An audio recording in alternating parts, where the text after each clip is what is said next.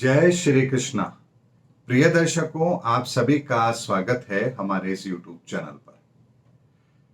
दर्शकों, रशिया के हालात दिन प्रतिदिन बदलते जा रहे हैं। फरवरी 2022 के अंदर जो उसने कदम उठाया था, वो कदम उसका इतना गलत पड़ चुका है कि आज तक उसे उससे बाहर निकलने का रास्ता नजर नहीं आ रहा है।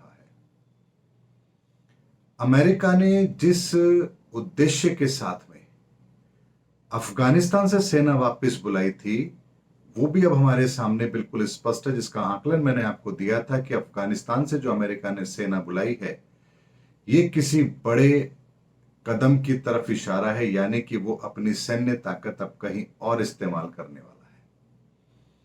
और उसके बाद आपने देखा यूक्रेन के साथ रशिया की वो स्थिति बनी है और परिणाम हमारे सामने है। इसमें कोई दो राय नहीं है कि ये परिस्थितियां आगे जाकर विश्व युद्ध का कारण जरूर बनेंगी, ये बात निश्चित है।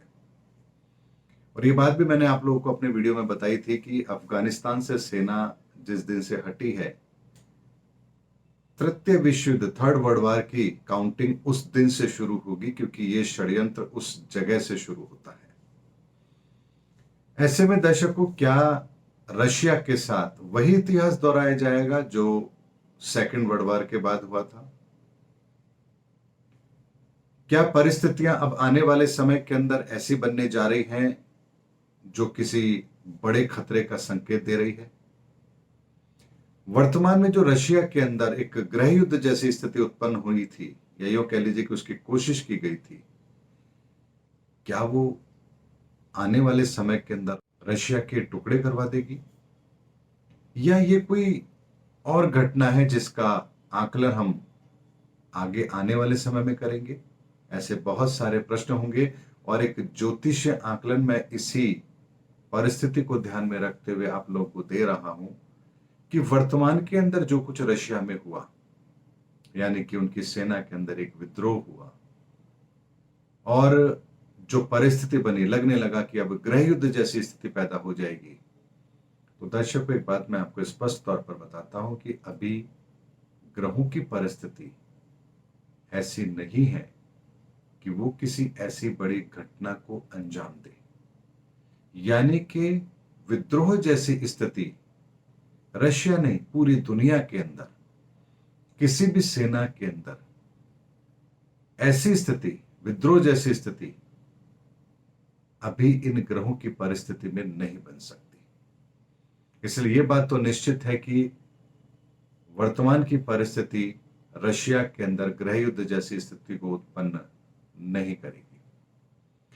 वर्तमान में जो ग्रहों की परिस्थिति चल रही है, जिसमें गुरु, चांडाल योग और मंगल भी नीच का है, ये इशारा करता है कि आप अपनी कूटनीतिक चाल से किसी बड़े लक्ष्य की प्राप्ति के लिए कुछ ऐसी परिस्थिति का निर्माण करें जो दिखने में कुछ और हो और उसका प्रयोजन कुछ और हो।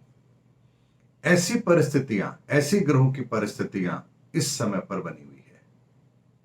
इसीलिए आप देखिए कि भारत के प्रधानमंत्री अमेरिका की यात्रा पर जाते हैं तो वहां पर उन्हीं के पूर्व राष्ट्रपति बराक ओबामा कुछ प्रश्न खड़े करते हैं। भारत के अंदर भी विपक्ष अपनी अलग तरह की राय बनाता है, लेकिन मैंने आपसे कहा था कि इस यात्रा के क्या परिणाम होंगे, उस वीडियो को देखिए और यात्रा के बाद के जो स्थितियां हैं भारत के प्रधानमंत्री की अमेरिका की यात्रा के बाद की, आप उसको मैच करके देखिए। उनकी यात्रा के आरंभ के समय जो मैंने बातें कही थी, ठीक एक एक चीज वैसी ही हुई है। और इसीलिए आपसे कह रहा हूं दर्शकों कि जो वर्तमान के अंदर रशिया के अंदर जो हालात पैदा हुए हैं, ये विद्रोह की स्थिति नहीं है। ये वहां के राष्ट्रपति पुतिन की एक ऐसी कूटनीतिक चाल है जिससे वो अपने प्रतिद्वंदियों को भ्रमित करके या उनकी द्वारा चली जाने वाली भविष्य की चाल को पहले ही खत्म करके या उसके प्रभाव को विफल करने की तरफ इस परिस्थिति को हमको देखना चाहिए। अगर मेरी बात आपको नहीं समझ में आ रही है, थोड़ी टेक्निकल बात लग रही है आपको, तो मैं आपको एक बात छोटी सी समझाता हूं, आपको बहुत आराम से समझ में आएगी। अरविंद केजरीवाल जी को कभी आपने देखा है? जब उन्हें कोई डर लगता है तो वो बात पहले से कह देना शुरू करते हैं। जैसे मनीष सिसोदिया जी के लिए उनको लग रहा था कि अभी उनके ऊपर कानून का शिकंजा कसने वाला है, तो पहले से बोलना शुरू कर देते हैं कि देखिए अब हमें गिरफ्तार किया जाएगा, अब हमें गिरफ्तार किया जाएगा। यानी वो एक तरीके से मानसिक तौर पर खुद को भी मजबूत करते हैं कि हाँ भाई अब ये होने वाला है, दो चार बार ये बात बोलो ताकि अपने को भी हिम्मत आए कि भाई इस परिस्थिति से कैसे निपटना है, पब्लिक एक सिंपैथी भी अपने को मिले, और सामने वाला जो उनका विरोधी है वो भी थोड़ा सा घबराए कि अरे भाई ये तो पहले से ही हवा बनाने की कोशिश कर रहे हैं, न जाने इस परिस्थिति के बाद वो कैसा माहौल खड़ा करेंगे। तो एक भ्रम के बादल बनाने की कोशिश होती है, उनका पैटर्न है, वो हमेशा ऐसा करते रहे हैं, हर बार करते रहे। इस बार भी वो कह रहे हैं कि मुझे भी गिरफ्तार किया जाएगा, यानी कि वो पहले से गीत गाना शुरू कर देते हैं कि वो क्या करने वाले हैं या उनके खिलाफ क्या होने वाला है, और एक माहौल बनाने की वो कोशिश करते हैं। आप ये समझिए कि यही कुछ परिस्थिति इस समय पर रशिया के साथ भी है। रशिया के अंदर हो सकता है कुछ विदेशी ताकतें वहां पर सेना के अंदर विद्रोह कराने की कोशिश कर रही हो, और ये बात पुतिन को पता लग गई हो, और इसीलिए उन्होंने एक आर्टिफिशियल माहौल क्रिएट किया हो और फिर उसको कंट्रोल करने की एक कोशिश दिखाई हो, ताकि यदि इस तरह की कोई गतिविधि वास्तव में उनके अंदर, सेना के अंदर चल रही हो, तो उससे कैसे निपटा जाए या उसका प्रभाव क्या पड़ेगा और उससे माहौल क्या क्रिएट होगा, इसका पहले से ही एनालिसिस कर लिया जाए कि उन परिस्थिति को पहले ही कंट्रोल कर सकें और भविष्य में घटने वाली घटनाओं को नियंत्रण में कर सके। ये एक उनकी कूटनीतिक चाल हो सकती है, क्योंकि ग्रहों की परिस्थिति इसी तरह के घटनाक्रम को अंजाम देने की ओर इशारा कर रही है। यानी स्पष्ट तौर पर इस समय पर ग्रह युद्ध जैसी स्थिति रशिया के साथ में नहीं होने जा रही है। भविष्य के अंदर जो परिस्थितियां बनेंगी उसको कंट्रोल करने के लिए एक ऐसा माहौल क्रिएट करके उन परिस्थितियों का आकलन का जायजा लिया जा रहा हो, यह संभव है। और थर्ड वर्ल्ड वार की पृष्ठभूमि के अंदर धीरे धीरे ये सभी बातें इंक्लूड भी होंगी, और ये विश्व बहुत तेज गति से तीसरे विश्व युद्ध की तरफ बढ़ रहा है। वही इतिहास दोहराया जाएगा जो पहले था, यानी कि अमेरिका और रशिया, यही दो धुरी होंगी इस थर्ड वर्ल्ड वार के अंदर भी। लेकिन इस बार का थर्ड वर्ल्ड वार मानवता के लिए बहुत बड़ा संकट लेकर के आने वाला है।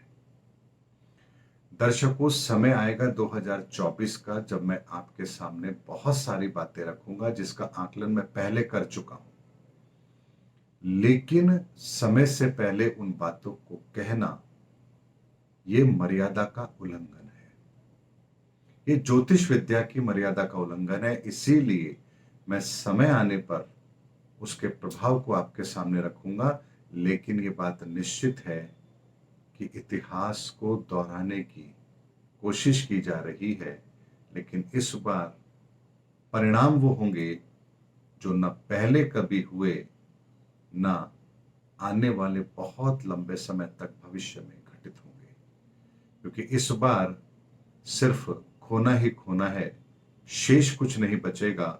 और जब शेष कुछ बचेगा ही नहीं, तो आप आने वाले समय में लड़ोगे किसके लिए? इसीलिए दर्शकों, बड़ा गंभीर समय है ये, विकट समय है। इसीलिए हम सबको बहुत ही सकारात्मक सोच के साथ इन परिस्थितियों को देखना है, समझना है और उसके अनुसार अपना आचरण करना है, क्योंकि हम इन परिस्थितियों से भाग नहीं सकते, हमें ये तो सहन करना ही पड़ेगा। इसीलिए आने वाले समय के अंदर रशिया के अंदर भी बहुत कुछ होगा, लेकिन वैसा नहीं होगा जैसा पहले उसके साथ हुआ कि उसके कई टुकड़े कर दिए गए। इस बार ताकत की लड़ाई बराबर की होगी, नुकसान दोनों को बराबर का होगा, और सब कुछ लुटने के बाद फिर यदि मति आती है तो उसका कोई लाभ नहीं। दुर्योधन को अपने मृत्यु शैया पर यह समझ आया कि उसने गलती कर दी, लेकिन तब तक बहुत लेट हो चुकी थी। रावण को भी अपनी मृत्यु शैया पर समझ में आया कि उसने किससे बैर लिया, भगवान राम से बैर लिया, लेकिन तब तक बहुत देर हो चुकी थी। इसीलिए बहुत देर हो जाने के बाद यदि कोई बात समझ आए तो उसका कोई लाभ नहीं। और वर्तमान की परिस्थितियां भी ऐसी ही है। उम्मीद करता हूं दर्शकों मेरा वीडियो आपको जरूर पसंद आया होगा। अगले वीडियो में आपसे फिर भेंट होगी, तब तक हमारे चैनल पर बने रहिए। जय हिंद, जय भारत।